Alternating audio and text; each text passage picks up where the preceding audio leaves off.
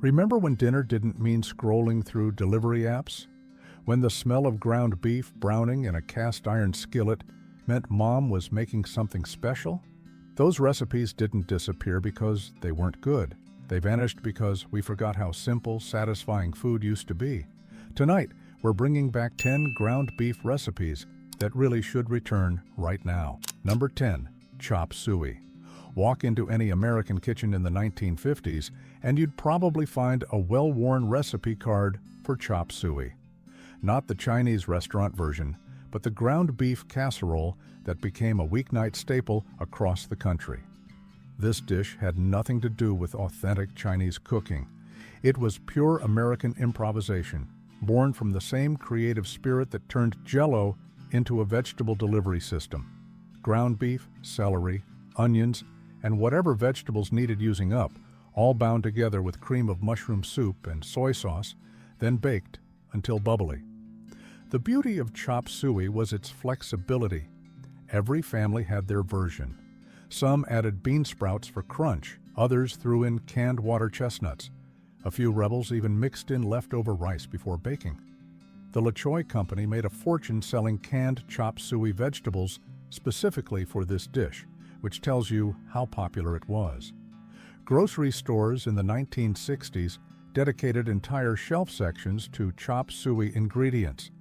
You could find canned bean sprouts, bamboo shoots, water chestnuts, and those crispy chow mein noodles that somehow always ended up on top.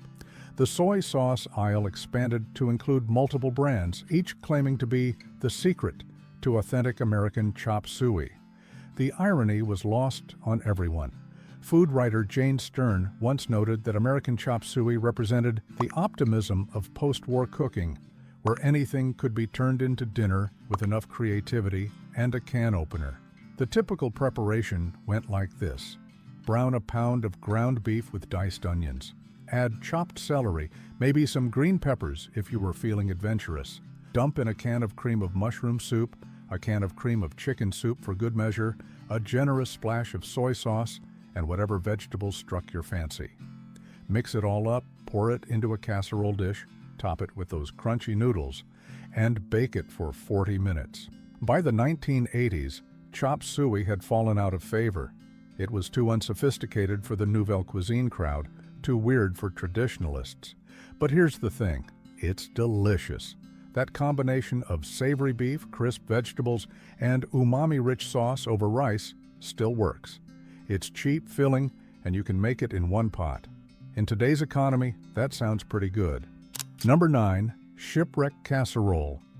The name alone tells you this wasn't haute cuisine. Shipwreck casserole earned its title from the layered mess of ingredients that somehow came together into something edible, like survivors cobbling together a meal from whatever washed ashore. The standard recipe went like this: layer of sliced potatoes, layer of ground beef, layer of chopped onions, layer of rice, can of tomatoes poured over everything, then baked for 2 hours. Some versions added kidney beans, others threw in sliced carrots or celery. The point wasn't precision, the point was using what you had. This was Depression-era thinking that survived well into the 1970s. One pot, cheap ingredients, and it fed a crowd. You put it in the oven before church on Sunday, and it was ready when you got home. No babysitting required. The recipe appeared in community cookbooks across the Midwest, each with slight variations but the same basic principle. The Lutheran Church version used cream of celery soup instead of plain tomatoes. The Methodist version added a can of corn. The Catholic version sometimes included a bay leaf, which made it seem fancy, even though bay leaves cost about 3 cents. Women shared this recipe at bridge clubs and garden society meetings. It was the kind of dish you brought to a potluck when you needed to feed a lot of people without spending much money. Nobody ever complained about finding shipwreck casserole at a church supper. They just loaded up their plates and came back for seconds. The genius was in the engineering. The potatoes on the bottom absorbed liquid and got tender. The beef in the middle stayed moist and flavorful. The rice on top soaked up the tomato juice and beef drippings. Everything cooked together slowly, allowing the flavors to meld in a way that quick cooking never achieved. It wasn't trying to be fancy. It was trying to get dinner on the table without breaking the bank or taking all day. Shipwreck casserole disappeared because it looked terrible. Number 8. Spanish rice skillet. Before Taco Tuesday became a thing, Spanish rice skillet was how Americans experienced exotic flavors. Ground beef, rice, tomatoes, and bell peppers, all cooked together in one skillet with enough chili powder to make it interesting, but not scary. This dish hit its peak in the 1960s and 70s. It appeared in every community cookbook and church fundraiser recipe collection. The genius was in the cooking method. Brown the beef, add the rice, and let it toast in the fat. Then add everything else and let it simmer. The rice cooked directly in the beef and tomato liquid, absorbing every bit of flavor. The dish usually started with browning a pound of ground beef with chopped onions. Once the meat was cooked through, you'd add uncooked white rice and stir it around until the grains picked up some color from the beef fat. Then came the tomatoes, either fresh or canned, diced bell peppers, chili powder, maybe some garlic if you were daring, and enough water or broth to cook the rice. Cover it, let it simmer for 20 minutes, and dinner was ready. Minute Rice ran advertisements specifically for this dish. So did Green Giant, pushing their canned tomatoes with green chilies. The Campbell's Soup Company published a version using condensed tomato soup. Everyone wanted a piece of the Spanish rice market. Spice companies started selling Spanish rice seasoning packets, which were basically chili powder, garlic powder, and salt, marked up 300%. Home economist Poppy Cannon wrote in her 1951 cookbook that Spanish rice represented bringing the romance of foreign flavors into the American kitchen without leaving your comfort zone. The beauty of the one skillet method was that the rice absorbed all those beef drippings and tomato flavors as it cooked. You didn't make rice separately and then mix everything together. The rice cooked in the sauce, which made all the difference. Plus, one pan meant less cleanup, which in an era before dishwashers in every home mattered considerably. The dish faded as actual Mexican and Tex-Mex cooking became more accessible. Why make watered-down Spanish rice when you could get real tacos? Fair question. But Spanish rice skillet wasn't trying to be authentic. It was trying to be quick, easy, and flavorful enough to break up the monotony of meatloaf and pot roast. Made properly with good tomatoes and fresh bell peppers, it still delivers. One pan, 30 minutes, and you've got a complete meal that hasn't lost its appeal. Number 7. Johnny Marzetti. Named after Johnny Marzetti, the brother-in-law of Teresa Marzetti, who ran an Italian restaurant in Columbus, Ohio, this casserole became one of the most requested school cafeteria dishes in the Midwest. If that doesn't sound like a ringing endorsement, you never experienced good cafeteria Johnny Marzetti. The recipe is simple: ground beef, onions, noodles, tomato sauce, and lots of cheese, all baked together until the cheese forms a golden crust on top. Some versions add mushrooms. Most include green peppers. The Catholic school version often had pimentos for reasons no one could explain. While local legend claims Teresa Marzetti created this dish at the family's Columbus restaurant in the 1890s, the connection remains disputed. What's not disputed is that it caught on with families because you could stretch a pound of ground beef to feed 6 people. Add more noodles, add more sauce, and suddenly 1 pound feeds 8. The dish became so associated with Ohio that it's still served at high school football games and church potlucks throughout the state. Cincinnati Public Schools served it monthly through the 1990s. Some districts still do. Johnny Marzetti fell out of home cooking rotation because it seemed too institutional, too cafeteria. But made with good noodles, fresh vegetables, and real cheese instead of the processed stuff, it transforms into something worth making. The crispy cheese edges alone justify its existence. Number 6. Stuffed bell peppers. Every grandmother had her version of stuffed bell peppers: ground beef, cooked rice, tomato sauce, and seasonings packed into hollowed-out peppers, then baked until the peppers were tender and the filling was hot. This recipe dates back to the early 1900s, but it hit peak popularity in the 1950s through 70s. The presentation looked impressive, like you'd spent hours in the kitchen, but the actual work was minimal. Mix the filling, stuff the peppers, bake, done. The traditional version used green bell peppers, which gave the dish a slightly bitter edge that people either loved or hated. Some cooks blanched the peppers first to soften that flavor. Others embraced it as essential to the dish's character. Regional variations abounded. The Pennsylvania Dutch added cabbage to the filling. New Orleans cooks used Creole seasoning and served them with hot sauce. Some Midwestern recipes topped each pepper with a slice of American cheese in the last few minutes of baking. Stuffed peppers disappeared from regular rotation, partly because preparing them took more hands-on time than dumping everything into a casserole dish. You had to core each pepper, stuff it carefully, arrange them in the pan. In our microwave dinner era, that seemed like too much work, but here's what we lost: a complete meal in one neat package. Protein, vegetables, and starch, all together, no sides needed. And that moment when you cut into a properly cooked stuffed pepper and the filling is hot and savory and the pepper has just the right amount of bite left, that's worth the extra 10 minutes. Number 5. Beef and cabbage skillet. If you grew up in an Irish or Eastern European household, you knew beef and cabbage skillet. Ground beef, shredded cabbage, onions, and tomatoes, all cooked together until the cabbage wilted and absorbed the beef drippings. This was peasant food in the best sense. Cheap ingredients that, when cooked properly, created something satisfying. A head of cabbage cost pennies and stretched a pound of ground beef into dinner for a family of 6. During the Depression and World War II, that math mattered. The cooking process was straightforward but required attention. You'd brown the ground beef with diced onions until everything was nicely caramelized. Then you'd add the shredded cabbage, which would initially seem like way too much. But cabbage cooks down dramatically, shrinking to maybe a quarter of its raw volume. As it wilted, it released its natural sweetness and absorbed all those savory beef flavors. The key was cooking the cabbage long enough that it softened and sweetened, but not so long that it turned musty. Most recipes said 15 to 20 minutes. Some added caraway seeds for an Eastern European touch.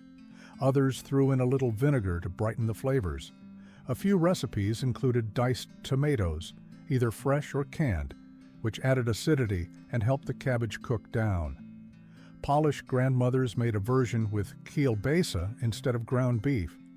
German families added a splash of beer. Russian cooks might throw in some dill. Every culture that valued cabbage had a version of this dish, and they were all good.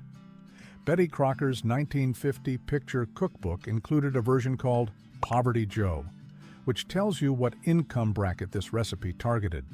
But poverty didn't mean bad. It meant making the most of what you had. It meant understanding that simple ingredients, cooked with care, could be genuinely delicious. Cabbage fell out of fashion in American cooking. It was old-fashioned, it smelled when cooked, and it reminded people of hard times they'd rather forget. The strong sulfur smell that cabbage releases during cooking didn't help its reputation. In suburban kitchens of the 1970s and 80s, where everything was supposed to be modern and convenient, cabbage seemed hopelessly dowdy.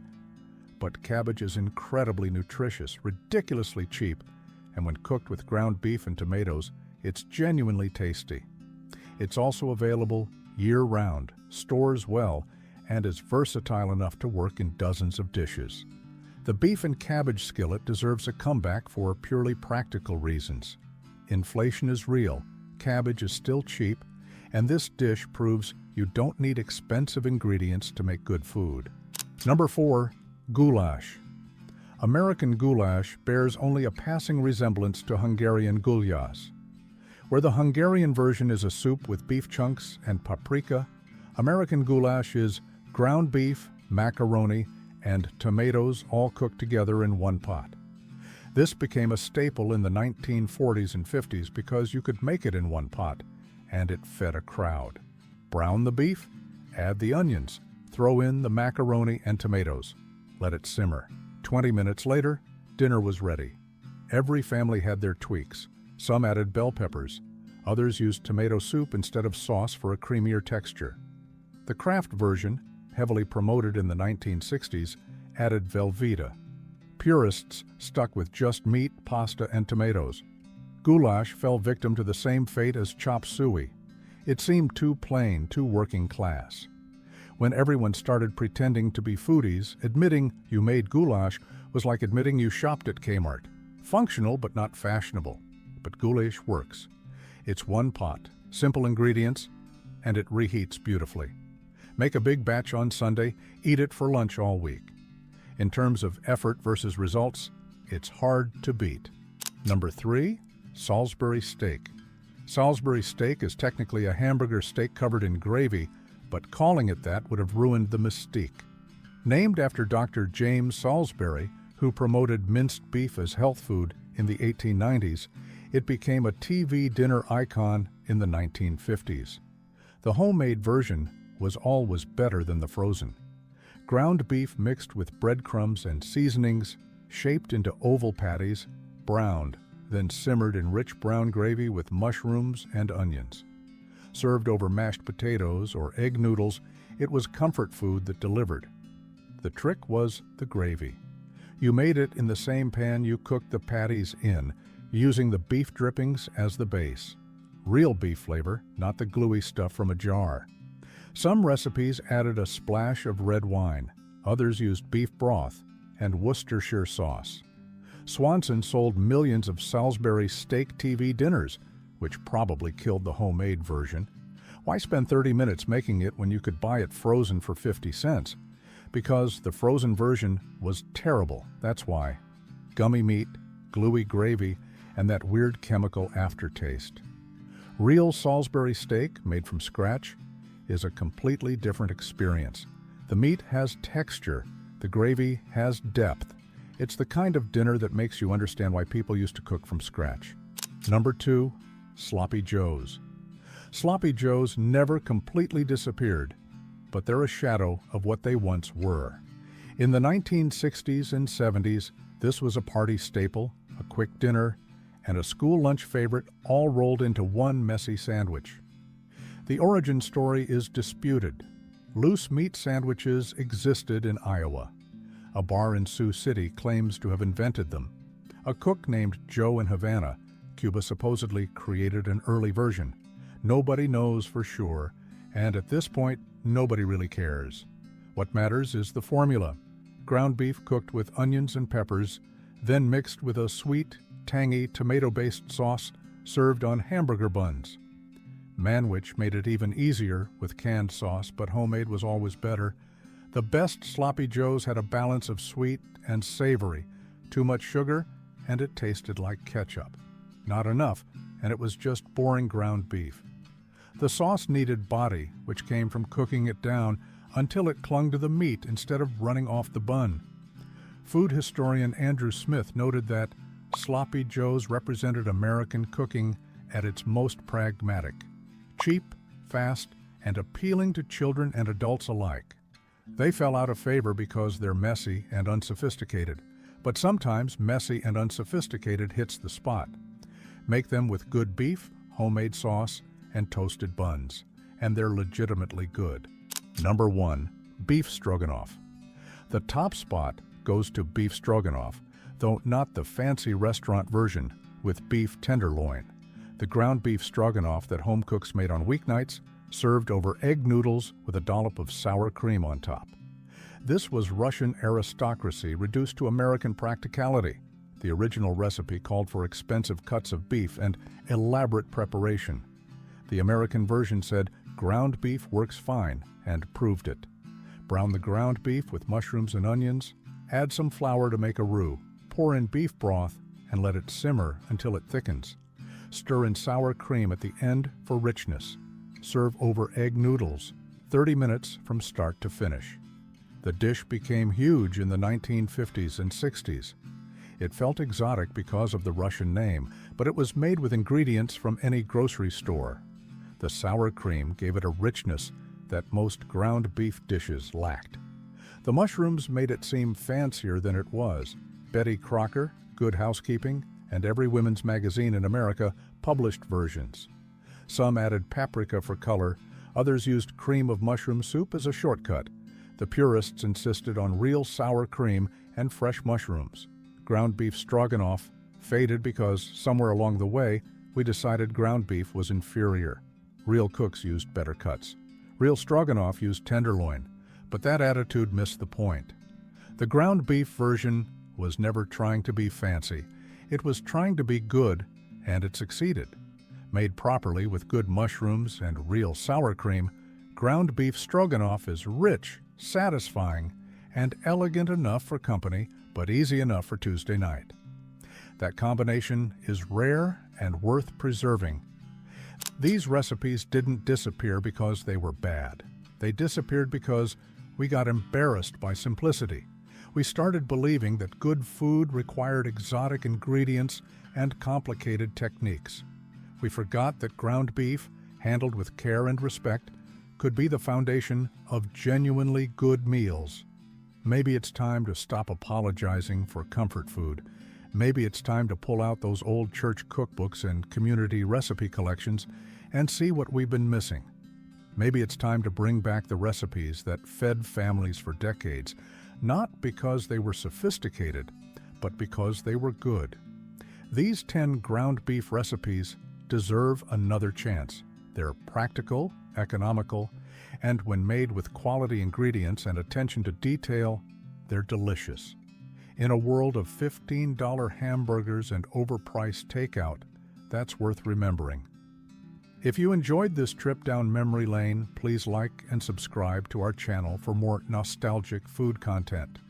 And if you have memories of any of these dishes or family recipes we should cover, let us know in the comments below.